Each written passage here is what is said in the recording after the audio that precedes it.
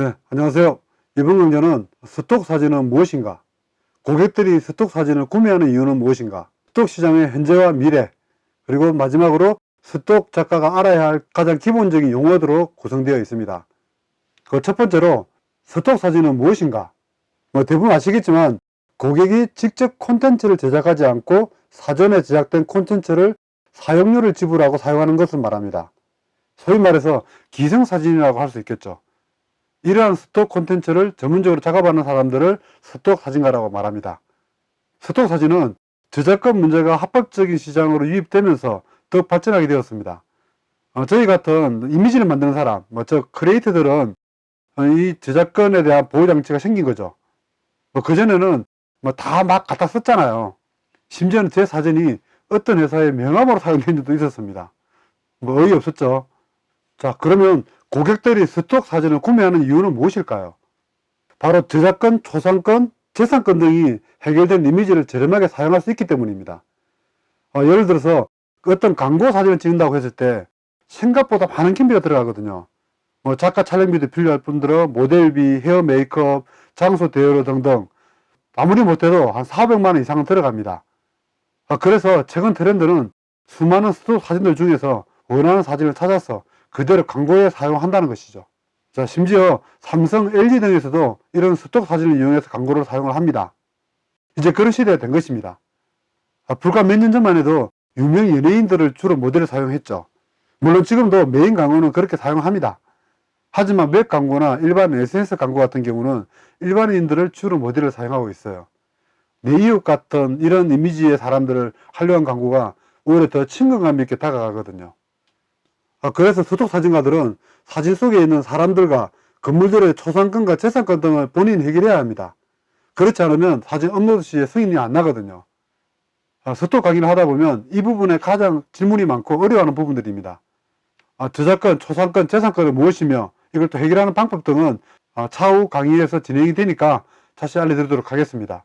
너무 걱정 안 하셔도 됩니다. 다 방법이 있습니다. 자, 그러면 현재 스톡 시장은 어떤 상황이며 그리고 미래는 어떨까에 대해서 말씀을 드리도록 하겠습니다. 최근 10년 사이에 인쇄 매체가 인터넷 매체로 바뀌었고 또 지면 광고에서 온라인 광고로 완전히 돌아섰잖아요. 그러면서 전통적인 광고 시장이 무너져 버렸잖아요. SNS나 웹 이런 인터넷 광고 시대가 된 것이죠. 그러다 보니 고객층도 좀 많이 다양해졌고 저가형 스톡 사진 판매 사이트들이 많이 생기면서 이미지 사용량이 급속하게 증가하고 있습니다. 롱테일 업체 특별한 건 아니고요. 온라인 비즈니스에서는 그동안 이제 이런 비인기 상품의 진입이 가능하게 됐다는 거죠. 이러한 비인기 상품들이 이 틈새 시장을 발생시켜서 매출의 한 20, 30%를 차지하고 있는 높은 수익을 내고 있다는 거죠. 이런 새로운 비즈니스 모델이 롱테일 법칙이라고 이야기를 합니다. 불과 4, 5년 전만 해도 광고 시장의 흐름이 유명 연예인들을 주로 모델을 사용했습니다. 물론 지금도 메인 광고들은 그렇게 하고 있죠. 하지만 웹 광고나 일반 SNS 광고는 일반인들을 주로 모델을 사용하고 있습니다. 이웃에 있는 사람인 듯한 그런 모델들을 사용을 하죠. 모델을 촬영하는 경우도 있지만 스톡 사진을 구매해서 광고로 대체하는 경우가 점점 늘어나고 있는 추세입니다. 초상권이 해결된 일반인들을 사용해 친근한 이미지를 보여주는 추세이거든요. 또한 정액제 형식으로 운영되는 마이크로 스톡 시장이 급성장하고 있습니다. 저가형 사이트라고 보시면 되죠.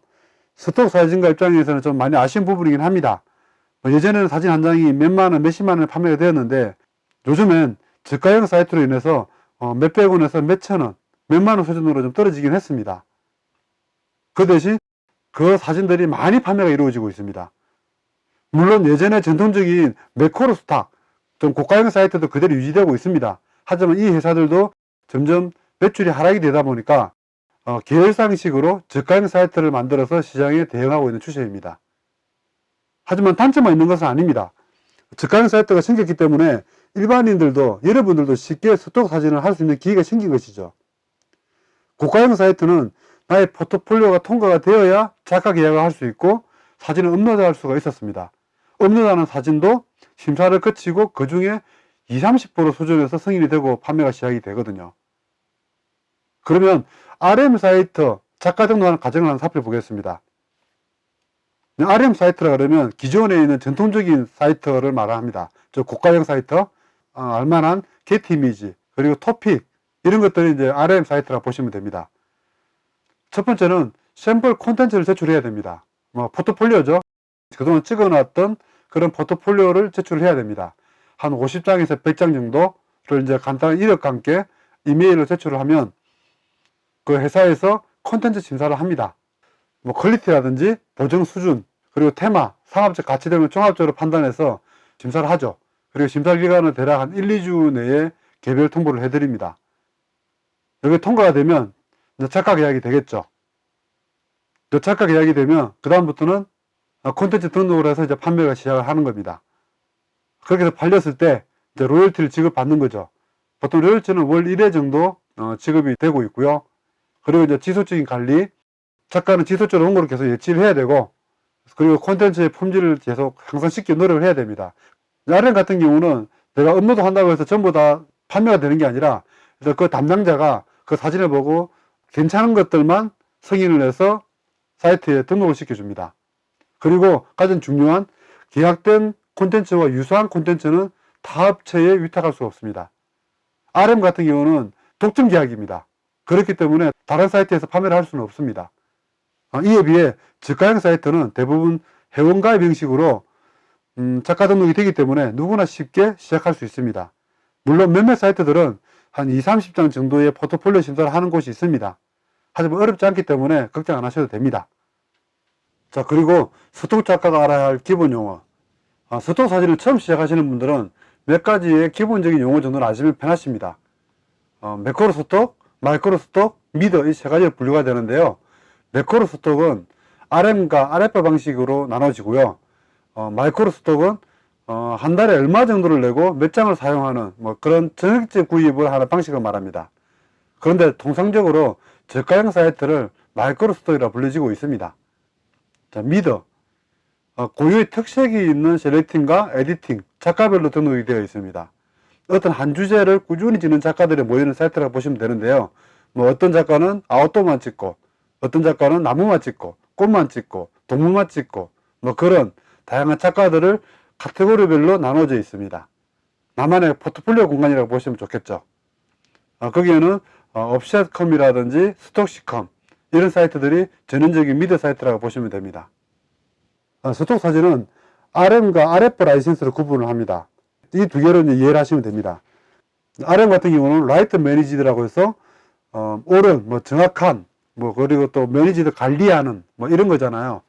그래서 이제 고가형 사이트입니다. 사용 기간, 사용 횟수, 사용 매체, 사용 용도들이 다 제한이 됩니다. 전통적인 스톡 사이트죠. 희귀하고 좀 프레임이 붙을 만한 사진들이 좀 적합한, 여러분들이 처음에 작업하실 때 RM과 먼저 조인을 해보는 게 좋다고 생각을 합니다. 그러면 이제 RF 사이트는 로열티 프리입니다. 저가형 사이트죠. 사용 기간, 사용 횟수, 사용 용도들이 대부분 무제한입니다. 최근에 스톡 사진의 추세들이 저가형 사이트, RF 방식입니다. RM 사이트에 비해 가격 경쟁력이 높죠. 왜? 사진이 저렴하니까. 구매자들이 많이 구매를 하게 되는 거죠. RM 사이트 같은 경우는 일반인들이 구매를 하기에는 가격이 좀 셉니다. 그러다 보니까 못 샀는데, 요즘 RF 같은 경우는 심지어 블로거들도 RF 사이트에서 구매를 해서 사용을 합니다. 그만큼 가격이 많이 저렴해졌다는 거죠. RF 사이트는 스톡 사진가들에게는 어느 정도 암적인 존재라고 볼 수도 있어요. 하지만 이것이 대세인데 어떡합니까? 시대의 흐름에 따라갈 수밖에 없는 상황이죠. 대신에 장점도 있습니다. RF 같은 경우는 몇십 군데, 몇백 군데 동시에 그 이미지 올려놔도 되거든요. 그리고 많이 팔립니다. 수십 장, 수백 장이 팔릴 수 있는 구조가 RF 방식입니다. 여러분들이 RM 방식으로 할 것이냐, RF 방식으로 할 것이냐는 여러분들이 고민을 해보시면 될 것 같습니다. 스톡 사이트 종류에는 RM 사이트와 RF 사이트가 있는데요. 이런 것들이 있다. 그리고 뒷부분에, 뒷강좌에서 추천 스톡 사이트에 좀 더 자세하게 다룰 테니까 오늘은 이 정도만, 이런 것들이 있구나 정도만 생각하시고 넘어가시면 될 것 같습니다. 제가 말씀드렸죠. 요즘 RF 사이트가 대세라고. 셔터스톡 같은 경우는 전 세계에서 1초에 3개씩 사진이 다운되고 있습니다. 요즘 가장 뜨고 있는 사이트죠. RF 방식에서 1위를 하고 있고요. 아이스타 포토 같은 경우는 게티 이미지에서 운영하는 저가형 사이트라 보시면 되고요. 퀵스 같은 경우는 일본 회사 소유입니다. 한 4년 전쯤에 한국 전통 RF 사이트인 토픽을 인수를 했죠. 3년 정도 운영을 하다가 다시 팔고 한국에서 철수를 한 상태입니다. 픽스타는. 하지만 픽스타는 그대로 운영되고 있어요. 일본에서 1위를 하고 있거든요. 그리고 일본 동남아 위주의 판매망이 좀 주의였는데 이제 글로벌 시장으로 확대하고 있다고 들었습니다. 그리고 밑에 게티 이미지 뱅크 같은 경우는 게티 이미지 코리아에서 운영하는 저가형 사이트라 보시면 되고요. 이 외에도 정말 많은 사이트들이 있습니다. 수백, 수천 군데가 있습니다. 그래서 처음엔 여러분들이 쉽게 게티 이미지 코리아에 먼저 포트폴리오를 보내보십시오. 그리고 이제 작가 계획이 되면 먼저 게티 이미지와 작업을 하시고 그 다음에 업로드한 사진 중에 승인이 안 되는 사진들이 꽤 있거든요. 그런 사진들은 RF 사이트 보여드렸던 이런 다양한 여러 군데에 등록을 해놓은 방식으로 진행을 하시면 됩니다. 비독점 사이트는 여러 군데 많이 하면 할수록 좋거든요. 어디에서 어떤 사진이 팔릴지 모릅니다. 구매자들은 뭐 수십 군데 찾아다니면서 이미지를 찾지를 않아요. 한 두세 군데 정도 찾아보고 없으면은 포기를 하거나 뭐 다른 이미지를 찾거든요. 그래도 스톡 사진가들은 손님을 맞이하는 게 아니라 손님을 찾아 나서야 됩니다. 그게 스톡 작가라고 보시면 됩니다. 그래서 여러 사이트에 많은 사진들을 업로드 해 놓으셔야 됩니다. 자, 이렇게 해서 전체적인 스톡 사진과 스톡 작가가 알아야 할 기본적인 용어 등에 대해서 알아보았습니다. 다음 강의 때는 더 디테일하게 들어가 보도록 하겠습니다. 다음 강의에서 만나요.